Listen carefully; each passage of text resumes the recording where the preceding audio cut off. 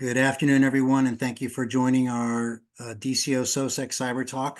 My name is Ed Aguirre. I am the SOSSEC LNO Supporting Defense Cyber Operations, otherwise known as DCO. DCO is one of SOSSEC's 9 U.S. government sponsors. This OTA is under the Defense Cyber Operations COBRA contract vehicle at PEO EIS IEWNS. This is our 5th year co-hosting the Cyber Talks. Today, our host consortium member is Axellio. And today you'll hear from the Axellio leadership who has chosen to include 2 strategic teaming partners, including Garland Technology and Mira Security. The event title is TLS 1.3 Encryption, Gaining Data Security, but Losing Security Visibility. So let me add here that teaming is an OTA inclusive and best practice, often seen as favorable by our OTA acquisition sponsor teams. Teaming can result in closing gaps, enhancing existing or proposed customer baseline capabilities, and possibly cost reduction and or expedient delivery of innovations, which may not generally be available competitively or anywhere else. The point is, teaming is a good business practice, and this should be regularly considered by traditional and non-traditional consortium and industry companies.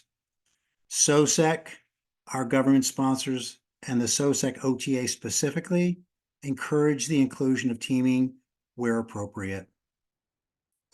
Just keep that in mind as you consider OTAs as they are coming across your desks for consideration.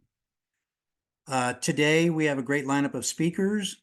Your speakers are Mr. Scott Aiken, Axellio CEO and board member, Mr. Chris Bahari, Garland Technology CEO and co-founder, and Mr. David Wells, Mira Security product strategist and co-founder.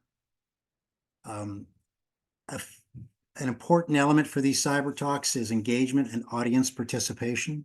So during this talk, please use your Zoom chat feature to ask questions. So if you would, select your chat button at the bottom of your screens, mention your name and your company names. And if you're with government or a contractor, if you like, provide some abstraction of who you're with. So for example, if you're with NSA, you could use Fort Meade. If you're with CAD or CPS, you could use DCO. If you're with Army Cyber, you could use Fort Eisenhower, et cetera, et cetera. And so for the next few minutes, let our co-host know who's participating in the event. And let me add, you're welcome to use private chat as well. Or again, questions in chat are welcome. And also just consider using private chat to communicate with anybody on this forum, and private conversations are okay.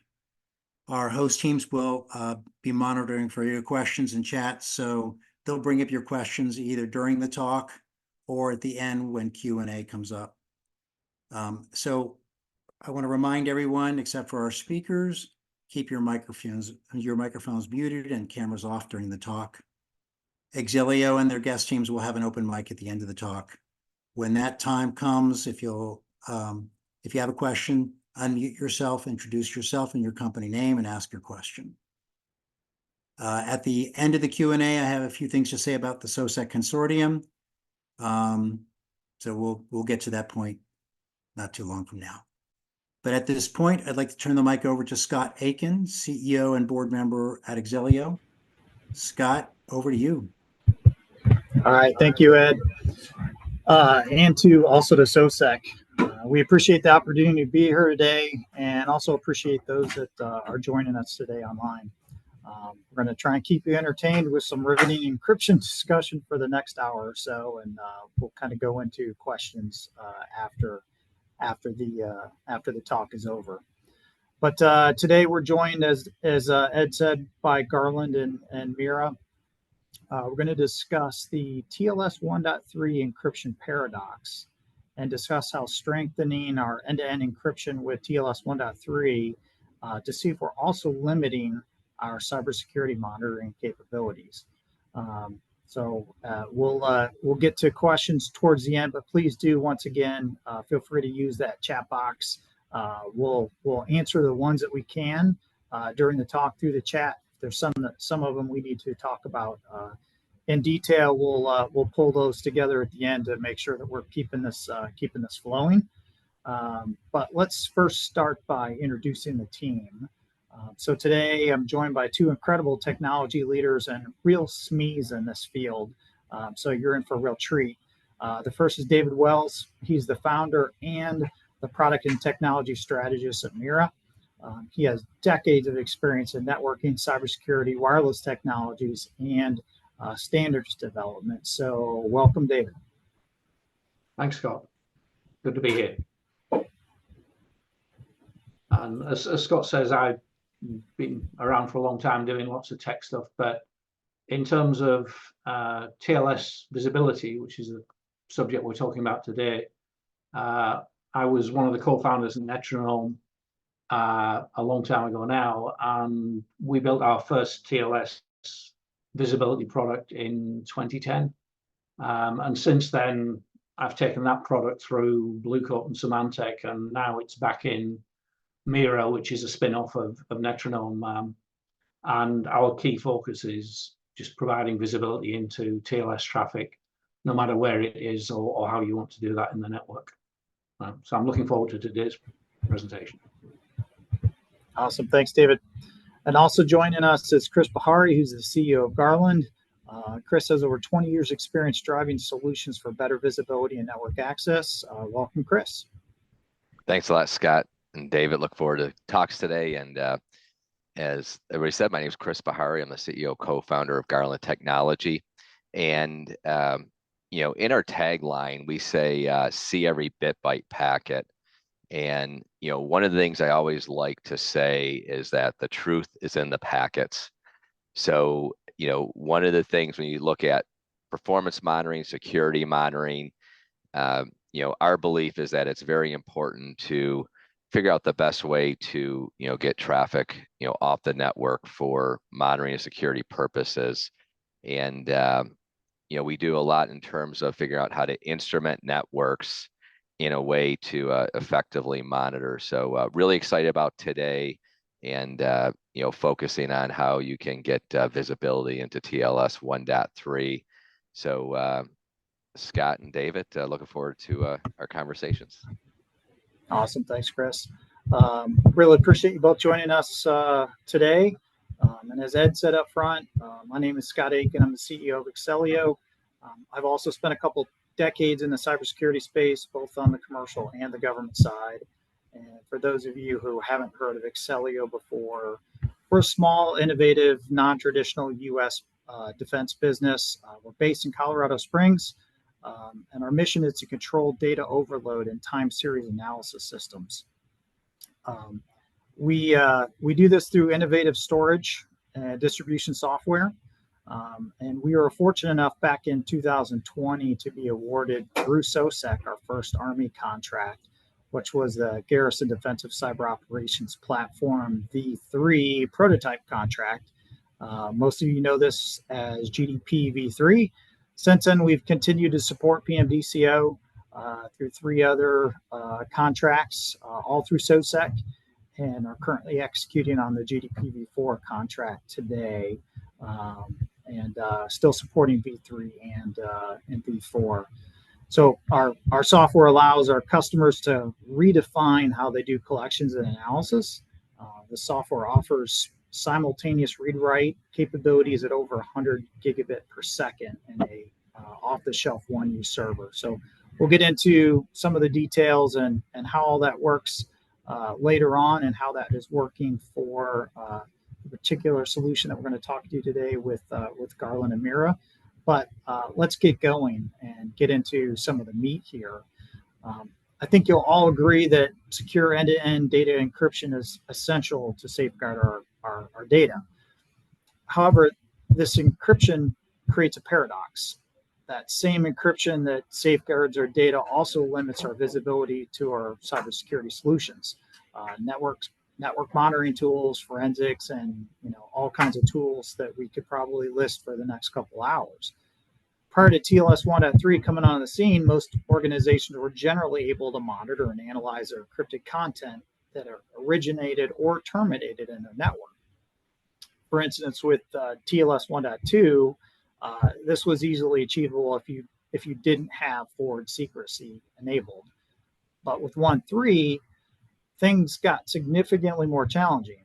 TLS 1.3 has forward secrecy set as a default, and this requires a fundamental change to the approach you need to take to monitor your infrastructure, things that are critical for you to have for your cybersecurity needs.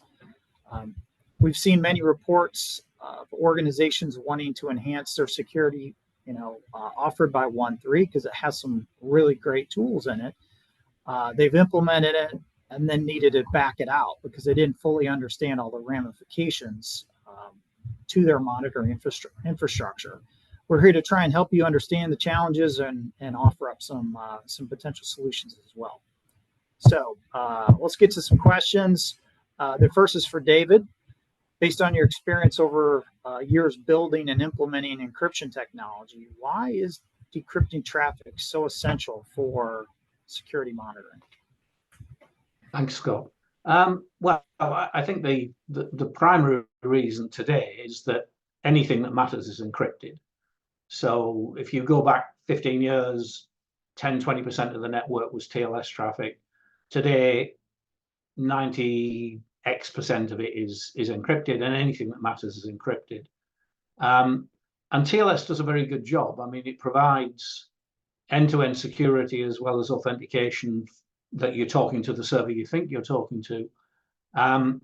So that's good for the end user. But as you say, it makes life a lot harder for security operations.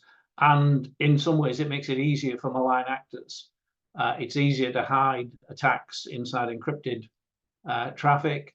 And if an attack's successful, then you can hide the effect of the attack, the exfiltration of data, because, again, that's encrypted. And it won't be seen by most of your existing security tools. So you gain the benefits, but you suffer the drawbacks as you already outlined.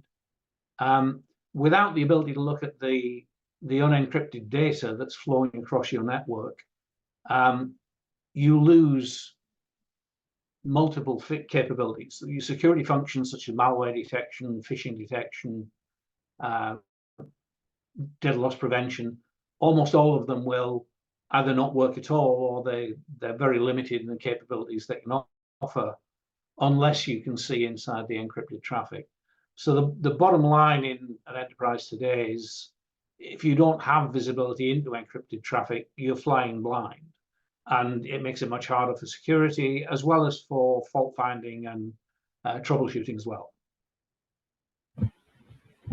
Okay, so SSL and TLS have been around for, 15, 20 years now, and we've been able to decrypt those protocols as long as we had control over either the server or the client. Is that right?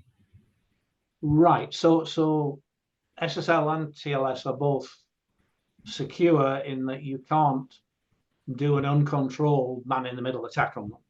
So any mechanism to get visibility into TLS requires you have some level of control, either over the server or over the client. And what changed with TLS 1.3 significantly was the ways that you could do that. So if you're looking to inspect traffic that is to a server you control, it's relatively straightforward. You can get a copy of the server certificate and private key. You can load that into the box that's going to do decrypt, and it can use that to decrypt traffic. And with TLS 1.2, it could do that when it was working on a copy of the traffic. So it would just be a copy from a network tap. For traffic in the other direction, so your employees talking to servers that you don't control, then you have to use a different technique because you can't get that server's certificate and private key. So you have to do certificate resign. And that means that or outbound traffic, you always have to be physically in line because you're going to modify the traffic between the client and the server during the TLS handshake. But for 1.2, for the inbound use case at least, you could do things passively. And with TLS 1.3, that capability disappeared because all of the cipher suites in 1.3 provide perfect forward secrecy, which means you can't work on a copy of the traffic. Unless you're present during the handshake between the client and server, you'll never be able to decrypt it, even if you have the server key and certificate. And that was the big change. It's a beneficial change, but it does mean that you have to work harder and you can't work on a copy of the traffic anymore.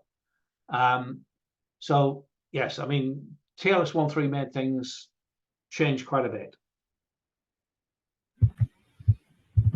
Okay, so over to you, Chris. How have the TLS versions prior to 1.3 that allowed passive known server key inspection influenced our monitoring approach? Yeah, so Scott, you know, prior to 1.3, you know, our focus in terms of, you know, getting access to data, we'd utilize technologies like network taps, aggregators, packet brokers, and so, you know, at Garland, we're a, you know, U.S. manufacturer of this equipment. And if you haven't used a network tap in the past, so if you want to get a copy of traffic from your network and you wanted to be able to feed that into a decryption solution, you could take a, you know, anywhere from, you know, 1 gig up to 100 gig network tap. And the way a tap works is you insert it in between two network devices. So let's just say we have a router and a switch, or you know, router firewall, and you want to be able to monitor that traffic and decrypt it. One of the steps is you can insert a wiretap in between those two network devices. The tap itself has no IP address, no MAC address, so it's you know, invisible to the network, and its whole job is to copy the traffic. So Scott, you and I are talking. We put a tap in between us. It's going to copy everything you say and everything I say. So same concept on the network is you can utilize you know, passive monitoring techniques to deploy your decryption solution. So if you were to you know, tap several links within your network, then, you know, generally the philosophy would be to bring it into an aggregator or packet broker, which at that point you can you know, take that traffic to your decryption solution and do it all out of band. So again, this is you know, 100% out of band monitoring, and so this was achievable prior to 1.3. So I think a lot of people are, you know, used to, you know, installing intrusion detection systems, or maybe installing, you know, a network detection response, or, you know, different types of security tools, or obviously, right, with Axellio packet capture, right? So, you know, if you want to guarantee that you're going to get all the traffic from the network, you know, the only way to do that is, you know, starting with a tap philosophy, because if you're using span mirror ports, if you're using that to get a copy of your traffic, you know, span mirror ports can be, you know, misconfigured. You know, they can be dropped, you know, there could be drop packets because you can oversubscribe. So strategy wise, you know, we would always look at implementing a network tap infrastructure and a aggregator or packet broker solution to be able to take that data, decrypt it out of band, and then you know, obviously send it to your security and monitoring solutions. So it looks like, Ed, I see your message here that Mehdi has a question.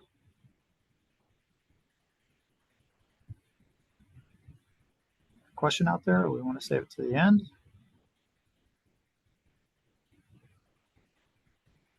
All right, well, we'll move on, save it to the end then. Okay, so in previous SSL and TLS versions, the attackers could then capture the encrypted traffic, store it on their own, and then decrypt it later once the server had been compromised, so its private key was stolen, and then to be able to decrypt everything after the fact. So we totally understandable why 1.3 was developed to prevent this. So David, what's the difference? What's different in 1.3 to stop our adversaries from grabbing the encrypted traffic, decrypting it later down the line? And also, what can enterprises do to retain visibility into their own network traffic? Yeah, both good questions, Scott. I guess the primary difference with TLS 1.3 is that it prevents the problem you outlined that TLS 1.2 had with RSA key exchange, which is that if you could capture encrypted flows a week ago, a month ago, whenever, and then compromise the server that those flows went to and get its private certificate and key, then you could decrypt all that historic traffic. And if the breach wasn't detected, you could decrypt all future traffic as well until the server certificate and private key changed. The big difference in TLS 1.3 is that they don't use RSA key exchange at all. So it's all Diffie-Hellman key exchange mechanism. And that effectively means that for each individual TLS session, the session keys that are used to do the encryption are calculated during the TLS handshake, but the only way you can determine what they are is if you participate in that handshake. In other words, if you just have a copy of the handshake off the wire and you have the server's certificate and private key, it doesn't let you do anything because you can't figure out what the ephemeral symmetric keys are that are being used to encrypt that individual flow. So the only way that you can get visibility into a TLS flow that's got perfect forward secrecy is to be between the client and the server when the handshake takes place. And then effectively the client sees you as being the server sees you as being the client, and you participate actively in the TLS handshake. And at the end of that process, you know what the ephemeral keys, the symmetric keys are that are being used to encrypt the payloads for that specific flow. And in fact, in almost all cases, the fact that you have a decryption device between the client and the server means that there are two distinctly separate TLS sessions, because the session keys that will be used on the session between the client and the decryption box are guaranteed to be different from the session keys that are used between the decryption box and the server. So unless you're there during the handshake, you have no hope of ever decrypting this. If you are there during the handshake, then you can do real-time decryption. You've got the session keys. You can decrypt traffic from the client and get the plain text. You can re-encrypt traffic and send it onto the server with a different set of session keys and do the reverse for traffic from the server to the client. So you gain visibility, but the cost of that is you're actively in line between the client and the server. You're a physical bump in the wire. So it's no longer copies of the traffic you're working on, it's the real traffic. And that means that if your decryption device ever fails, it takes the network down because it's in the live network as a bump in the wire. So that's the big difference, and that has implications for how you architect the network. And I think Chris will talk about that in a second. But the other thing it's worth saying is that today, probably just over 50% of traffic is TLS 1.3. The rest is still TLS 1.2. But it's TLS 1.2 that provides perfect forward secrecy. So in the TLS 1.2 standard, there were getting on for 100 plus different cipher suites, most of which used RSA key exchange, which had the problem we've already talked about. But there were some that used Diffie-Hellman key exchange and provided perfect forward secrecy.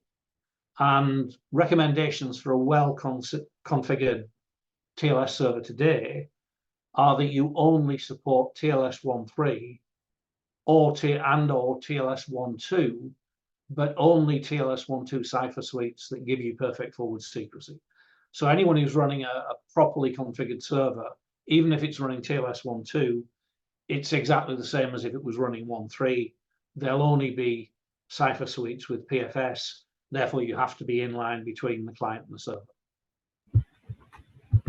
All right, that's incredibly important, and I hope everyone picked that up. So, in essence, unless we change our approach on how we monitor 1.3, we are not going to be able to decrypt the traffic the way that most of our existing tools today traditionally, and the way they traditionally work.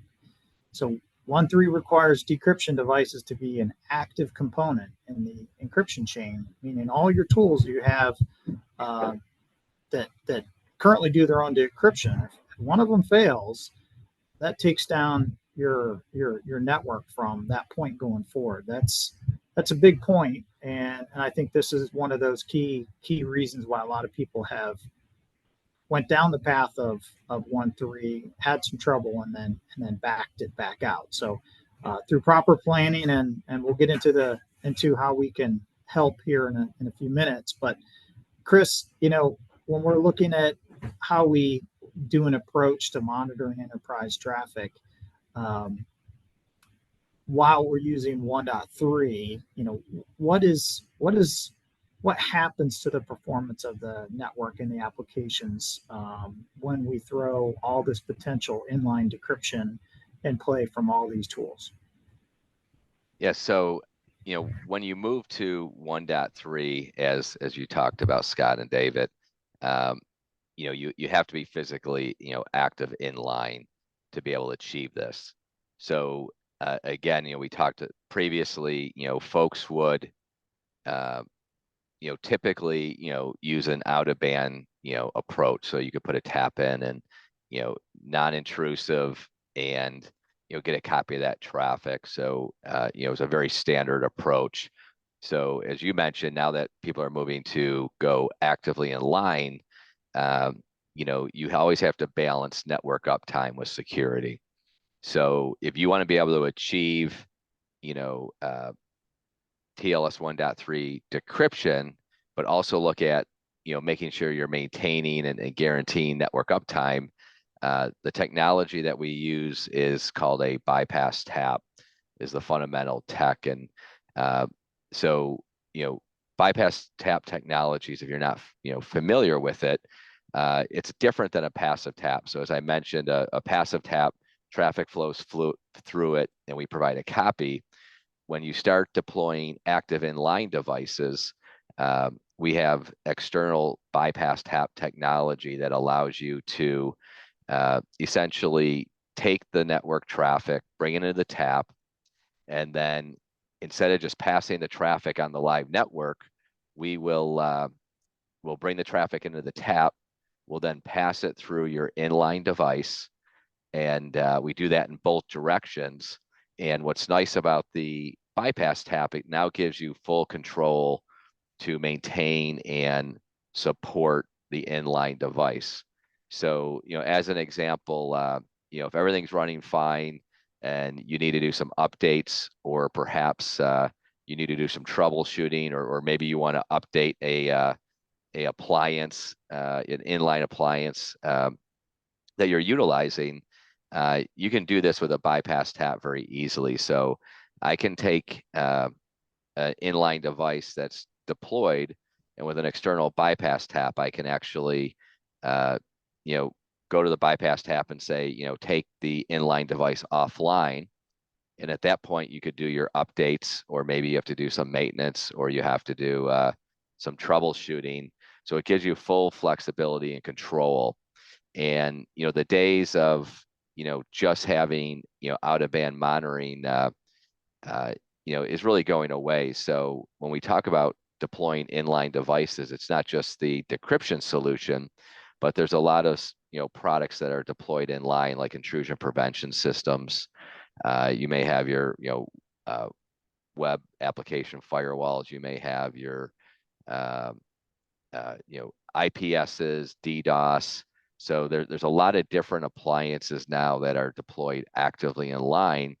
So we could take that a little farther, and with bypass and packet broker technology combined, we can actually make it, you can make it easily where you can deploy one or multiple inline devices, manage them independently, but be able to balance the network uptime. So that the key here is, architecting your network to ensure that, right, all the traffic gets passed through your decryption and your security tools, and but be able to do that in a way that you can, if you need to, take these devices offline anytime.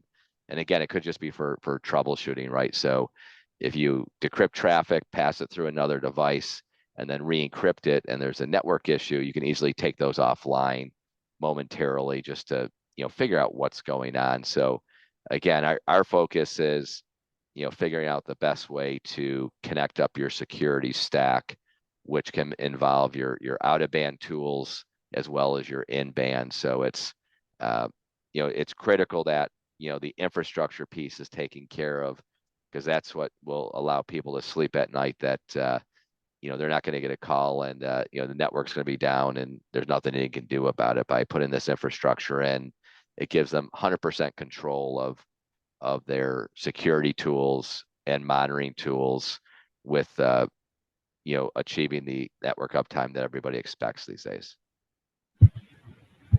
Awesome. Thanks, Chris. So given this fundamental change in how we need to monitor our networks, Axellio, Garland, and Mira have joined forces, and we've provided a centralized, scalable, and affordable solution to easily decrypt all your traffic and allow your current, and we'll kind of underline that, your current network analysis and performance tools to function as they do today. So not needing to get new tools to allow you to manage 1.3, you can use your existing tools. So this joint solution ensures complete network visibility by capturing, decrypting, storing, and distributing your data at speeds over 100 gigabit per second. So that allows to make sure that, hey, we've got a lot of folks that, have different network speeds. Even for those of you that are running those big networks, we can handle that. So let's do a quick walkthrough of the architecture. You guys can see the graphic up on your screen today. First and foremost, this is a block diagram, folks. It's meant to be representational. Our solutions can exist in both software and hardware, can be on-prem or in the cloud. So, the physical instantiations of how this might come together are they can vary slightly, but we wanted to show you a little bit on how this could be put together. And, the block diagram is usually a pretty easy way to represent how this might work. So if we kind of start from the bottom left of the graphic, you'll see encrypted traffic coming in from the left and entering Garland's EdgeLens product. This is, as Chris just said, this is the combined hybrid bypass tap and network packet broker that is deployed in line at strategic points in the network to capture all the essential traffic. EdgeLens then passes that encrypted traffic up to Mira's encrypted traffic orchestration, or ETO, as shown in the graphic. ETO will decrypt any encrypted traffic at scale. You'll also see the decrypted traffic in green being passed to your active or inline security analysis systems. But ETO also passes that decrypted traffic over to Axellio's Packet Express. Packet Express provides high-speed, application-agnostic, open platform that simultaneously ingests, stores, and distributes all of these packets to your passive security monitoring tools, or any other service that needs the data. This allows your existing systems to keep up with any traffic by feeding them the data at the rates they can reliably ingest, and buffering any network traffic spikes that need to from the real-time storage. And by ingesting and storing these packets, it provides a data store for your analysts to go back in time. So think, forensics here, to review the packets for forensic analysis as well. So if you're just looking at metadata and your tools are looking at metadata, you find something of interest, you want to go back and look at the real packets. You can go back in time. You can use the Packet Express almost like a DVR. Go back in time and grab the packets that are of importance based on what you saw out of your metadata, and really understand what is going on. So by utilizing this type of architecture, you don't have to have multiple security tools each doing their own decryption. We're handling that for you and allowing your tools to really work the way they are today. So let's get into a little bit more detail. Chris, we'll start with you and kind of walk us through the Garland portion of the graphic here. Yeah, absolutely.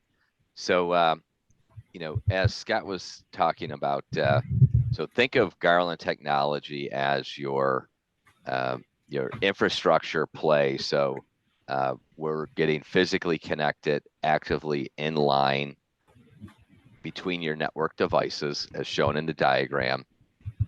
So at the bottom of the diagram is where, this is where you're going to have a, network tap device between two network devices. And a couple things to note just on the tapping side is that, the tap also has, built-in fail-safe, for if some reason, the device were to get unpowered, which probably wouldn't happen, but if it did, you have an option where it can fail open, so traffic can still continue to flow. So we don't become a failure point at the tapping piece. But it's really critical here that we're going to be put in line. Our bypass taps have fail-safe built into them, and so this now gives you the ability to take that traffic. And as Scott mentioned, in this solution, it's a combination of a bypass tap and packet broker. So when we get a copy of the traffic, we then pass that traffic into the Mira ETO appliance. And then if you have additional inline tools that want to do active monitoring and blocking, we can actually put those into series, so a chaining series. So traffic comes into the bypass tap, we input the data into the Mira ETO, and then from there, we can pass that traffic through your intrusion prevention or your WAF or your firewall. And a couple things to keep in mind is we actually allow you, as shown at the top here, the IPS, the WAF, the firewall, we allow you to manage those devices individually. So this is important. So even though everything is actively aligned with the edge lens, you can actually say remove the IPS from the service chain. So again, updates, troubleshooting, hardware replacement. So you do this without any interruption on your network. So now we bring the traffic in, it gets decrypted, and then we can pass it through your inline devices, manage each one of those independently. Now, when we're tapping into higher speed networks like 100 gigabit, what's important here as well is your inline device may actually not be able to keep up with the line rates. So what we can also do is when we add in an entity like intrusion prevention, and let's just say that your IPS can only handle, let's just say 40 gigs of traffic, and you have up to 100 gigs of traffic that you need to monitor actively in line, we can actually load balance the 3 intrusion prevention systems and keep those session aware. So again, traffic comes into the Mira box. We then pass it through your 3 IPSs that are load balanced. And then let's just say your WAF can handle the full loaded traffic. So we could then just pass it through one entity of the WAF. And then we can send the traffic back to Mira ETO to re-encrypt the traffic. So that would be handling your active inline devices. So again, making sure that we provide fail-safe at your live network connection, so we're not a failure point. And then we go, give you the ability to control each of your inline devices independently. And then what we can also do is we can take a copy of that traffic and also send that to Axellio and your out-of-band tools. So, think of us as, part of your security stack, and really helping provide you a best practice for easily connecting up your in-band blocking tools as well as all your out-of-band, and do this in a easy, simple, cost-effective way. And we're proud also to say, these are originally Garland, Texas, but now we're in Richardson, but northern Dallas. But these are designed, manufactured right in the USA as well. So we're proud of that. But think of us as the glue that really gets everything connected, guarantees all the packets get sent to your inline and out-of-band tools, but also allow you to manage each one of these devices independently. So again, it's providing that balance of network uptime and ensuring your in-band and your out-of-band tools can easily get connected to your network and never, become a failure point. So Scott, that's just a quick overview of where Garland fits in and how we really help instrument your security stack in an efficient way, maintaining network uptime. Great stuff, Chris. Thanks. David, do you want to walk us through ETO's role and how it works at the really high network speeds? Yeah, sure, Scott.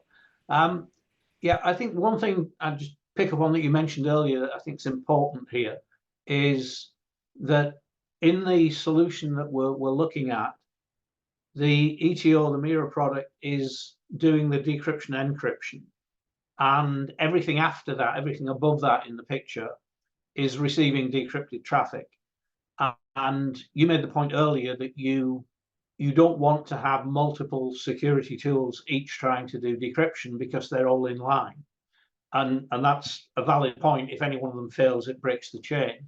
Although you could address that with the edge lens as Chris has outlined. But there's another reason you don't want to have multiple tools doing decrypt as well. And that is that effectively each of the tools has to become a bump in the wire between itself and the next tool. And the TLS handshake is now no longer from the client to ETO and ETO to the server. Each of those inline tools, if they did their own decrypt, has to have a TLS handshake with the next tool in the chain. And you end up with a huge dependency of trust for certificates between each of the tools. So it rapidly gets unmanageable and very messy. So the solution that we have here and the way that we recommend that this is always done is that you have a single point where you do decrypt and re-encrypt, which is the ETO.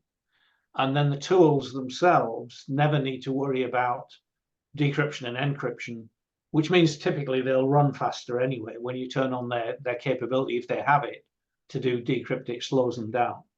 So in the model that we see here, as Chris says, the encrypted flow comes into the Mira ETO, and we send out encrypted flow on the other side of Mira ETO onto the destination.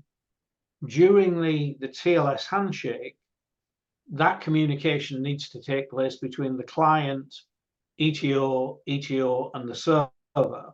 So those TLS handshake packets come in from Garland to us.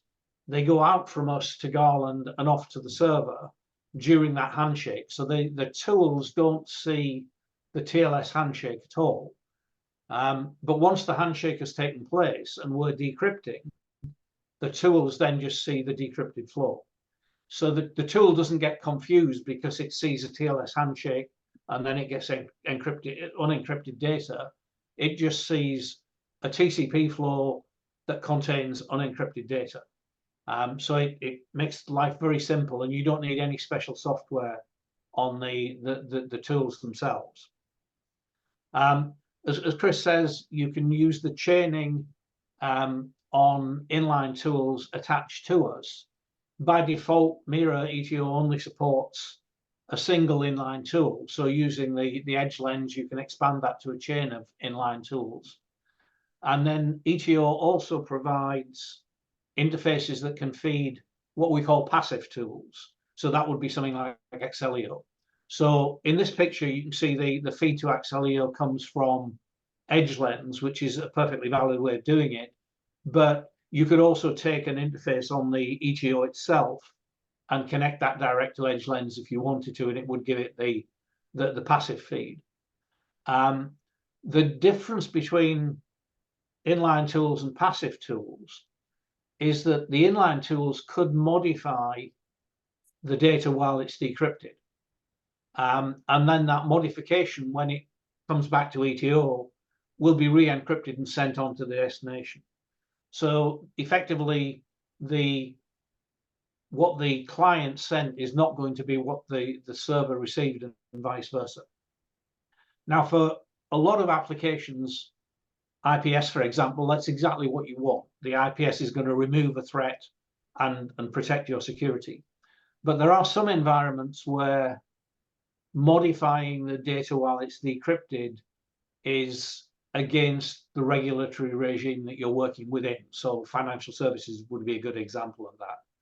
And in that use case, ETO has the capability to allow the decrypted traffic to go through a chain of tools, but when it comes back, what will get re-encrypted and sent on its way is not the decrypted data that may have been modified, it's the original data that came in from the client. So in that mode of operation, you're guaranteeing that what the client sends is always what the server receives and vice versa, but you have the flexibility to choose that. The other thing that I'd mention in ETO is that there are lots of tools that can do decryption. The mechanisms are pretty well known, but actually we would argue that we spend a lot of time and effort making sure that we do decryption that's safe and secure. And what we mean by that is that when a TLS session gets set up from the client to the server and we aren't there, the TLS version, the cipher suite, the key size, etc., for that connection is negotiated between the client and the server, and it results in a security profile for that connection. When you put Mira ETO in line and we become a controlled man in the middle and decrypt, that TLS handshake will result in exactly the same security profile. It'll be the same version of TLS, the same cipher suite, the same key sizes as if we weren't present. So we don't degrade the security profile of the end-to-end connection. And that isn't true for all solutions that do decryption. Quite often you'll find solutions that where the connection when it's not present would be TLS 1.3. When the solution's present, it will force it down to TLS 1.2 because that makes life easier for the decryption appliance. In our books, that's a no-no. You shouldn't degrade the security profile. So that's really a summary of what we're doing here. And if we just look at the next slide, you can see we provide multiple ways of doing this. ETO is essentially software. So we deliver that as virtual instances on KVM or Proxmox or VMware. We also have virtual instances running in AWS public cloud, but the same software can run on a range of hardware platforms. The only real difference in terms of how you deploy this is the performance you can get. So on the virtual appliances, we can go up to 5 gigs of decrypt in a single instance. On the hardware appliances, depending which model, we can go up to 50 gigs of decrypt. In fact, the 7 series, we've tested that up to 100 gigs, but at the moment we only provide decrypt licenses for up to 50 gig. And likewise with the virtual, we max out the licensing at 5 gigs at the moment, although we know we can get 10 in some instances. So you can pick and choose the mechanism you want to deploy and the platform, but the performance that you get is determined by the decrypt license that you install on the product. So in a virtual appliance, it costs you nothing for the appliance because you're running it on your own hardware. But you pay for a subscription for a decrypt license, and it could be for 500 megs or a gig or 2 gigs or 5 gigs. On the hardware appliances, you're buying the appliance once, but then it's an annual subscription license for the decrypt capability. And the nice thing with that is if your decrypt requirement changes, you've licensed a 3 series box at 5 gig, and then you need 10 gig of decrypt. You don't change the hardware, you just pay for an upgrade to the license, install a new license, and it'll decrypt 10 gigs of traffic for you. So it's a very easy deployment mechanism. And the last thing to say before I'll let Scott talk about Axellio is ETO is a transparent device. So we're layer 2 transparent. You don't need to re-architect the network at all. You just break a cable or break a virtual wire and insert us in there. So there's no IP addresses associated with the ports. We're not doing that or any routing or any of those sorts of things. It's very easy to deploy.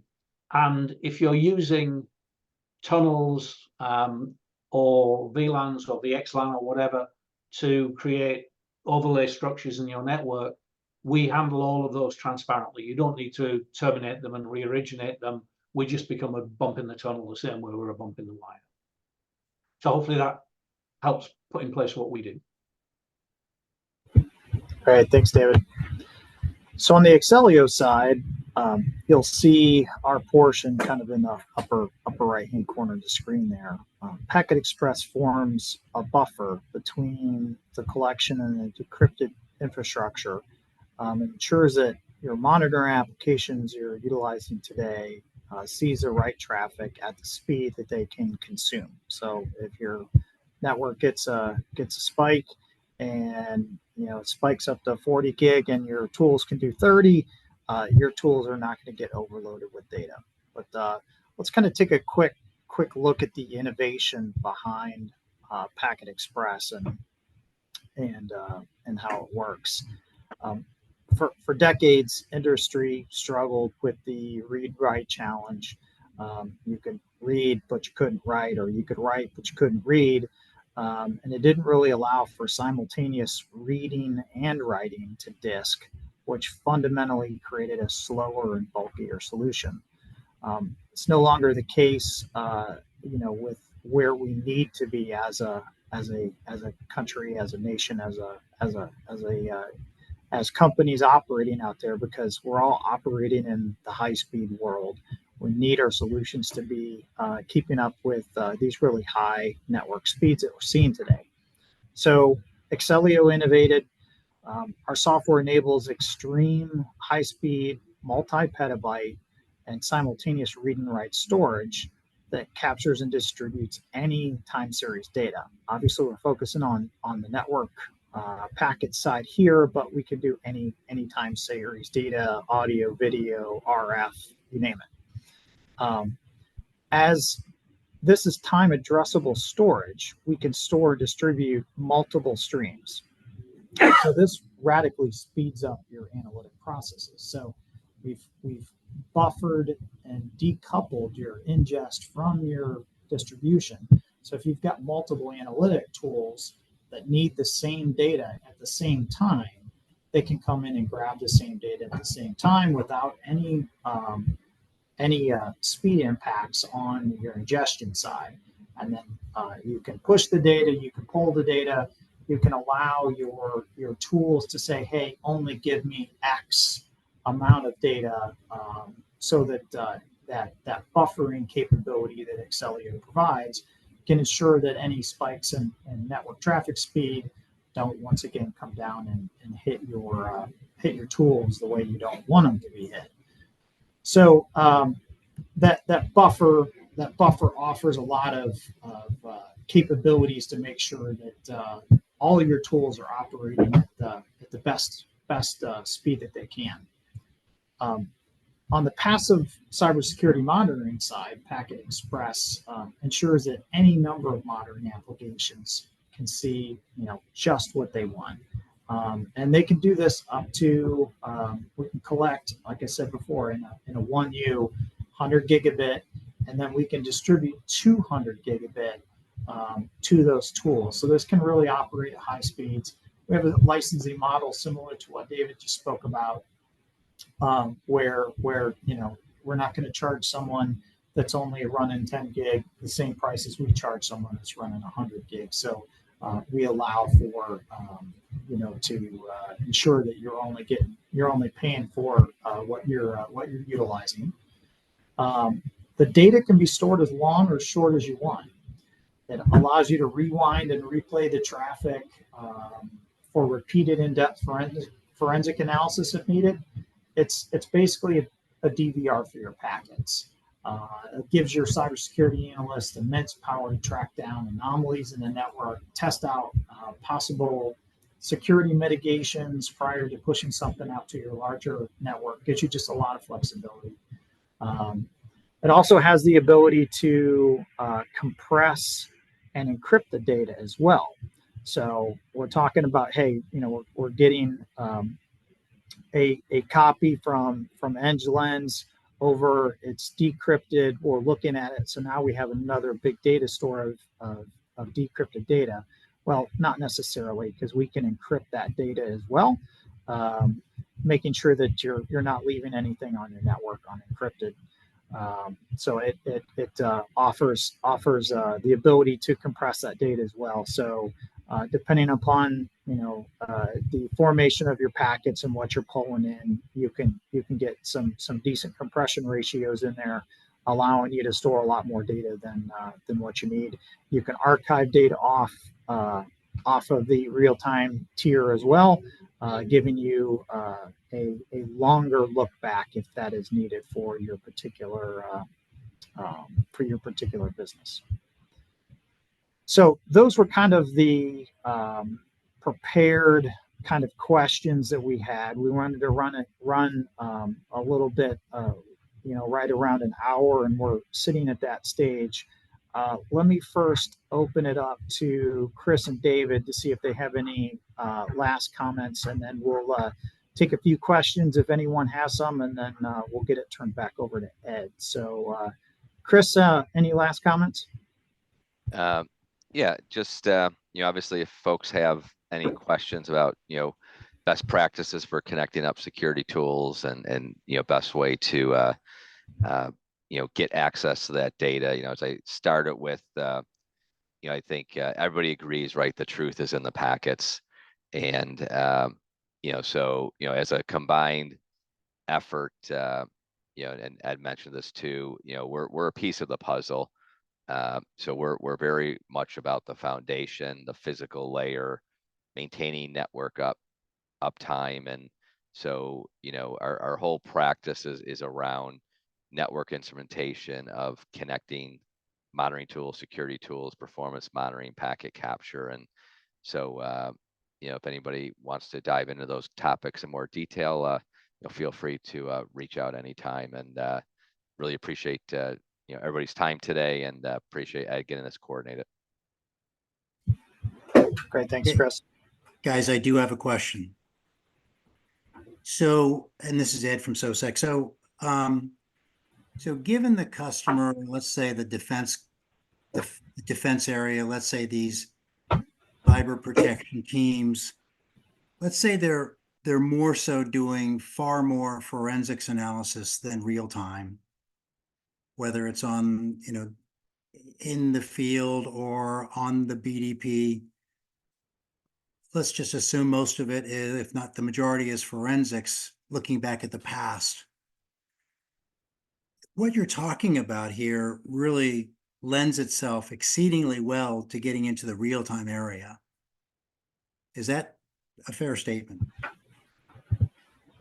Yes and no. I mean, the whole fact of, if you look at the architecture, and we've got the inline security monitoring tools and the passive security monitoring tools, all that passive security monitoring, being able to store that for some period of time, and that period of time is completely, very mission dependent.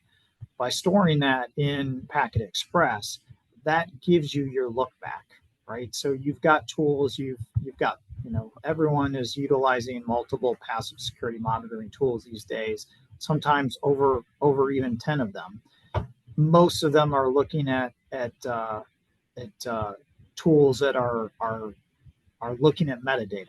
That metadata points to something that is askew, something that catches their eye, something that is that they need to dig into more. Well, the ability to now go back in time and look at those packets, go back and do the comparisons, pull it out, and having the full packet available to you is incredibly important to your analysts to be able to have that ability to replay the traffic at whatever speed they need to. And if you don't have that data, or that data is encrypted and goes through the wire, your analysts are dead in the water. They don't have any ability, and they're only going to have, what might have popped up in front of them. So having that ability to go back in time, I think, is critical here.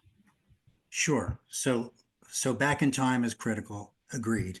And I'm saying let's assume that's where most of the work is being done by our analysts and teams today. There is seemingly a push to go more real time and let's just say in the intelligence community, let's just say they've been doing that for a long time, right? So there seems to be a push, or maybe things that are being heard, a push for more real-time monitoring is becoming more imperative and heading in that direction. But then again, what you all spoke to today, which was impressive, was the risks of trying to do things real time. What are they? Performance, lines dropping, and that kind of thing. But what I see is an impressive composition of capability here, where minimizing the drop lines, minimizing performance impacts are really given a great deal of attention with the combination of what you all are showing here. So that to me is pretty impressive if you're moving, especially into real-time kind of inline monitoring. And I think one thing to say, Ed, is that, I mean, to a degree, whether you look at the decrypted data in real time or not, you still have to be doing the decryption in real time, because you have to be actively present during the handshake when it happens to be able to get the capability to decrypt. So, the picture we've shown, you're quite correct. It supports both decryption that feeds inline tools that want to do real-time things like IPSs, but it also supports feeding passive tools that could be doing real-time, but maybe capturing and storing and doing after the fact. They're both supported, and you can adjust the weighting in terms of the tools that are attached. But the bit you can't get away from is that the element that's doing the decrypt is always going to do that decrypt in real time, because it's got to be there to get the session keys during the handshake while it happens, and then it can use those session keys to decrypt the flow as it continues through the device. What happens with the decrypted output from that decryptor is the balance you're talking about. How much of that is just captured for later forensic analysis, or how much is fed through real-time tools that act on it when they see an issue. But even if, in the past you could have done passive decrypt of TLS 1.2 with RSA, and in that scenario you would just capturing the packet streams. And you could go back and look at them a week later, as long as you have the service certificate and private key. But you can't do that with TLS 1.3. So the actual control man in the middle and the decryption itself is always going to be a real-time operation. What you do with it after that is up to your choice of tools. If that makes sense. Sure, And, David. Yeah. I mean, well, and so what I'm thinking is also on the other side of this equation altogether, the adversary. So when they're looking at what they're up against, it is all that 1.3 has to offer, if that's what the network is running on, right? And so from their view of it, they're looking at where is the vulnerability, where is the exposure, where is the area of penetration that they can play out for what they want, and that's what's what's on the other side of this capability. So this is an impressive compilation of capabilities that's fitting nicely to fit in the hands of the soldier who's with their chief warrant officers and with these soldiers who are on the cyber protection teams to go after and determine what they're dealing with. And Ed, just one comment on our side too is, for more field operations, we also have smaller flyaway kit hardware applications that are smaller fit, lighter weight, to also achieve this, on the go as well. So just, mentioning what you're speaking about, I thought it'd be important just to mention that, that we can get this, put in a flyaway kit as well, for, on the go applications for missions. Yeah, and Ed, I think you bring up the real point of why we thought this was really important to pull together is we all know, I mean, we all see the same cybersecurity reports that come out seeming like every week, and regardless, every one of them say that the adversary's getting in. They're getting into the network. Numerous ways, whether, probably be the top is phishing, but they're getting into the network. Well, once they're in the network and they can, maybe steal some credentials, start operating on that network, looking like a normal user, perhaps. Well, now they're hiding in the same encrypted traffic that everyone else is. So how do you find them? If you're not decrypting that traffic, if you're not looking for those anomalies in the traffic, and you're just saying, hey, it's TLS 1.3, everything's encrypted, we're good. You're giving yourself a really false sense of security, because we know that the adversaries will get in. So you have to figure out a way to monitor your architecture inside the network. And the only way to do that is to really start looking at that traffic. And I think a lot of folks are doing that with 1.2.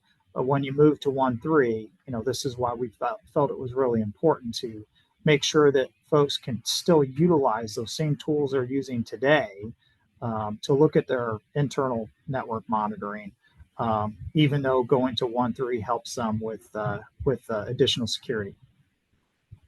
So what I hear you saying is it's imperative to consider 1.3. And number two, it's imperative, if you go to 1.3, to make sure that you can defend it. Absolutely. Okay. Absolutely. Very cool. Just pretty amazing what I'm hearing, guys. Thanks. I want to come back to David real quick to see, David, did you have any last comments you wanted to toss in?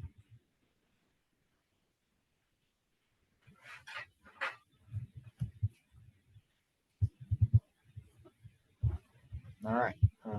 Or any other questions from the audience, I think is where you're probably going next. Any other questions from the audience?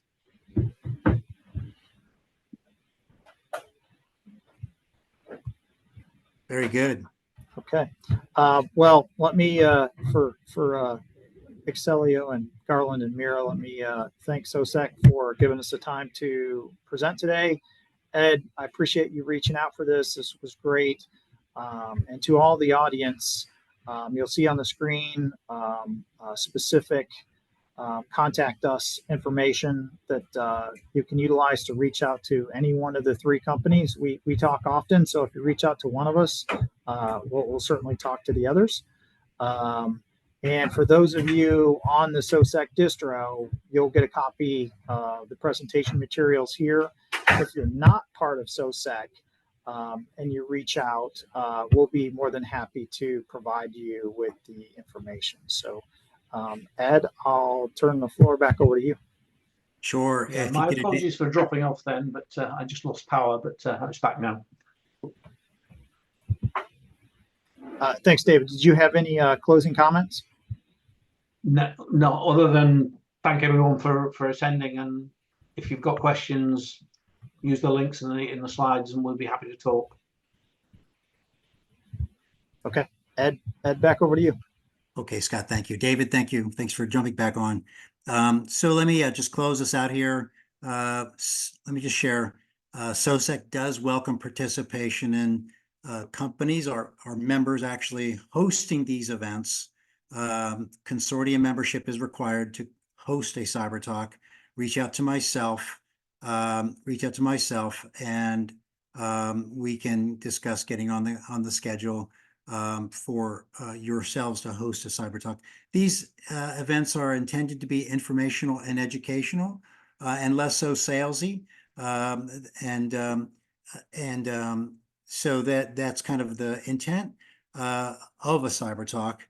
So now for non-members of outside the consortium, they are welcome to attend any of our cyber talks. In fact, these cyber talks are open to the public domain. While we do invite individuals from Defense Cyber Operations and Army Cyber, we do publicly offer anyone to attend these events through LinkedIn and other public invitations that go out. So let me just say a few things then about the slide you're looking at.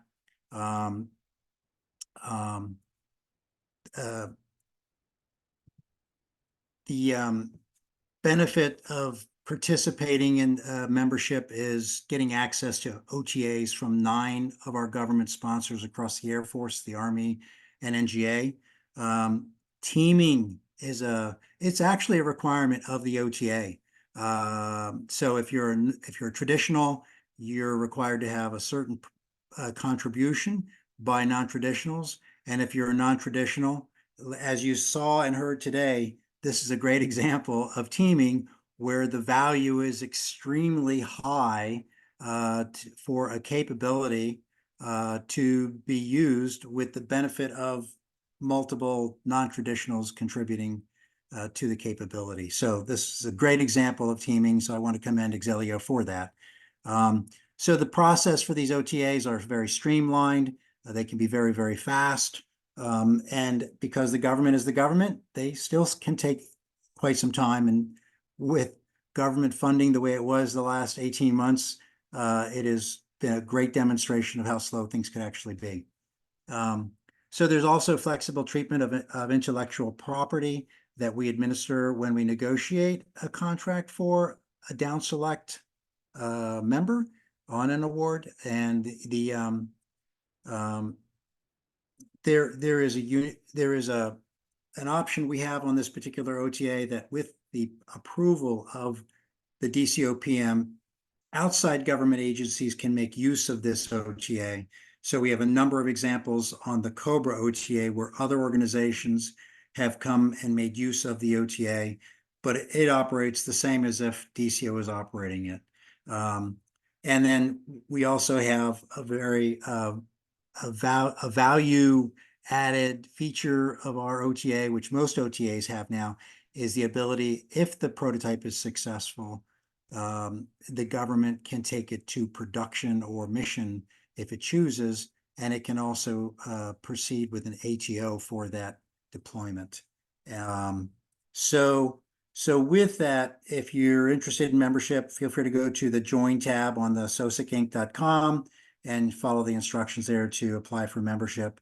And if you have any questions about that, Alex Como is the member, leads our membership team. So you can reach out to him if you have questions, and he can provide assistance, or myself, and between the two of us, we can help you with your questions. So let me share that our next Cyber Talk on June 6th is with Bug Crowd, and Bug Crowd will join us for a joint presentation featuring Office of the Secretary of Defense with Chief Digital and Artificial Intelligence Office, or CDAO. And that is with their Directorate of Digital Services, DDS. Their event topic is asymmetric advantage. The crowd is a force multiplier. That with Bug Crowd, again, who is a member of the consortium. So if you're a member of SOSSEC consortium, as Scott had mentioned, you'll get these announcements directly or automatically, and you're welcome to join any of our Cyber Talks and reach out to us if you're interested in doing a Cyber Talk.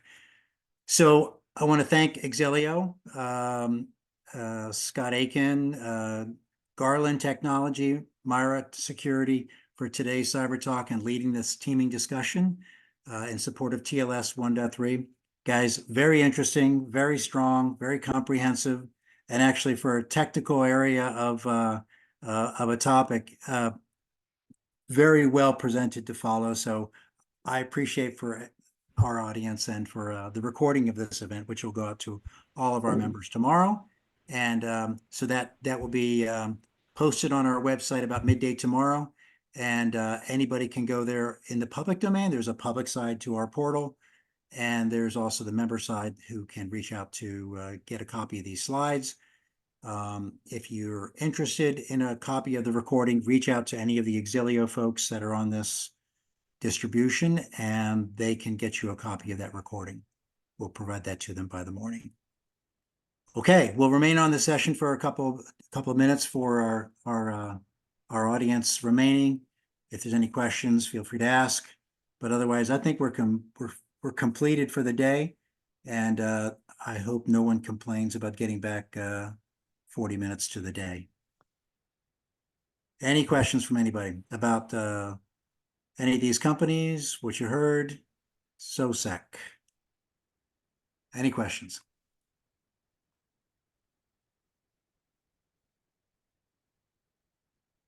Very good.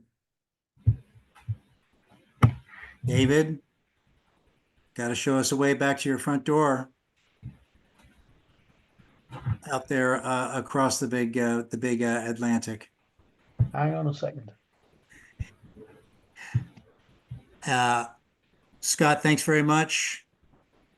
Brought in a nice, clear message today. Thanks, Ed. We appreciate the platform.